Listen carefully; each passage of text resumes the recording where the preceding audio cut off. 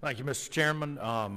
Mr. Kildee, you and I have shared something together. I don't know if you remember, but in 2009, we shared the front page of the New York Times. Oh, yeah. And it was a dramatic. I remember that now. You remember yes. that now, yeah.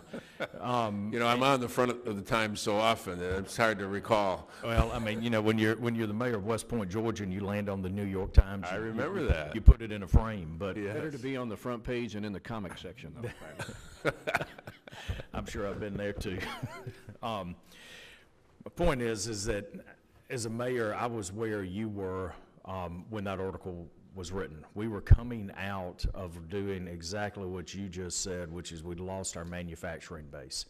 We saw the decisions that were made by people, particularly right here in Washington, D.C., that created the environment for us to ship close to 35,000 textile jobs overseas. We saw our entire manufacturing base go away probably 15 years prior to when that article was written. And you're exactly right in one thing. Communities that don't plan well, and communities that don't look ahead, and the communities that don't diversify, many times are left holding the bag when decisions that are made here in Washington, D.C. have negative impacts on our hometowns. But here's the thing that I did learn through all of that, because it is painful to watch what happened in my hometown of West Point, Georgia, just as it's painful to watch what happened in Flint, Michigan. You not only lose the jobs, you lose the human capital. You lose the men and women that are going to serve in your Rotary clubs, your Lion clubs. You watch the fabric of your community be torn apart, and it is painful to watch. So here's what I've learned through that process, and people have asked the question, what's the role of the federal government in all of this? First of all, I think the most important thing in all of this is economic development and job creation. We learned through the loss of our manufacturing base that the single most important thing that a community has to have is an economic driver. Whether it's textiles, in my case now it's the automotive industry, whatever it is, that community or that region has to have an economic driver that is pushing forward. And then I think the federal government's role is to be there for communities to make strategic public investments in new infrastructure that stimulates the growth and gives stability to the private sector to come in and push and to create the manufacturing jobs or the technology jobs. The federal government's role should not necessarily to be able to go in and then rebuild an older community. It is to give it a spark so that communities can then pick themselves up by the bootstraps, because I know how tough it is. We did it. But here are the other things that we know in that. Outside of having a job, you've got to have decent education. Matter of fact, you need exceptional education, and that education needs to be flexible, and it needs to align with where the economy is going. The training of the children in the 3rd District of Georgia probably looks a little different than what needs the jobs that are being created in Flint, Michigan at this point. You mentioned housing. One of the most frustrating things for me as a small town mayor was watching my friends and neighbors and my patients that would come to my dental practice live in 1960 style barracks and public housing, project-based public housing, and not have those opportunities that other members of the community did. I think what we do to those in poverty right now is absolutely atrocious, and small communities and cities have their hands completely tied by the federal government. I think it's the federal government's role to get out of the way.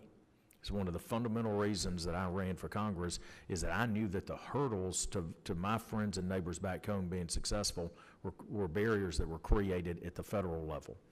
So my question to you is on all of this. I don't mean to lecture. I'm just saying I've been there.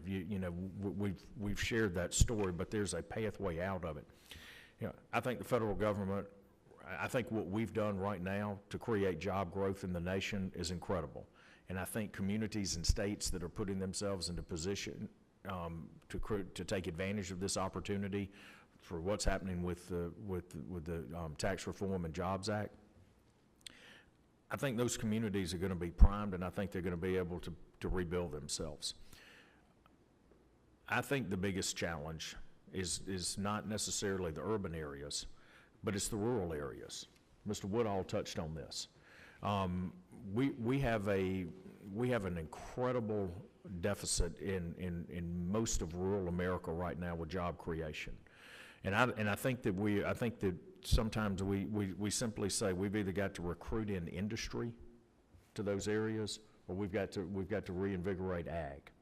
And I would say, based on what Mr. Yarmouth said, and I don't disagree with it, that you're seeing more and more movement to the urban centers. So how do you keep rural America from becoming this nation's next inner city? And I think you've got to connect people to those jobs, and I think that we've got to start looking at new critical infrastructure such as broadband access into rural America to be able to connect a dispersed workforce to the opportunities that are happening in the metropolitan areas.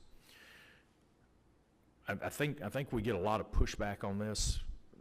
I know I do sometimes in my own district, where people say that's not the role of the federal government to get involved in broadband access. I will tell you, and you can probably agree with this, when you're the mayor of a small town and your folks don't have any hope, you will find a way to put that infrastructure in to create those economic opportunities. And so I think that having that conversation and counting broadband access as critical infrastructure is important. And I think that if we can then align our education system where people can learn to make a living on the internet in rural America connected to urban centers, we got a chance at saving rural America. So my question to you is, how do you balance the investments that you seek for these urban centers? How do you create parity with rural America to make sure that we're not creating, again, an inner city situation in rural America?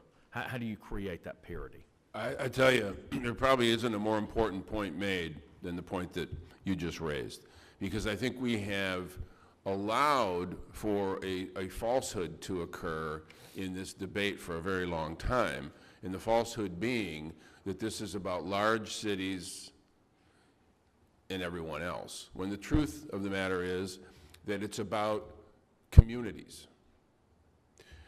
And the effort that I launched, I don't know, 8 or 9 months ago in my role on the Financial Services Committee is titled The Future of America's Cities and Towns. Because I think there is this false dichotomy that we often don't challenge. A small town, the quality, the sustainability of a small town in a rural region, the vibrancy of that little town is just as important to the economic sustainability of that region as, say, the sustainability and the quality of life in the city of Detroit is to the entire state of Michigan. And I think we would do ourselves a big favor if we could figure out a way, when we're making policy or just discussing policy approaches, to try to break down what is, I think, a false dichotomy between large and small. What we're really talking about is communities that are scaled on lots of different levels. And they all have basically the same needs. You need to have a sense of community. You need to have the essentials of a civil society, decent roads, good parks, opportunities for economic growth. And that can be scaled in lots of different ways. And I think as a person who has been identified as largely an urban advocate, I have taken it upon myself in the last decade or so to make sure that I'm talking about the unique needs of those small places. Just as important and very similar in some ways to the needs. They're just scaled at a different level. But unless we think about that, we're going to end up creating policy that exacerbates the divide where there really shouldn't be one. I think it's a really important point, and I'm glad you raised it.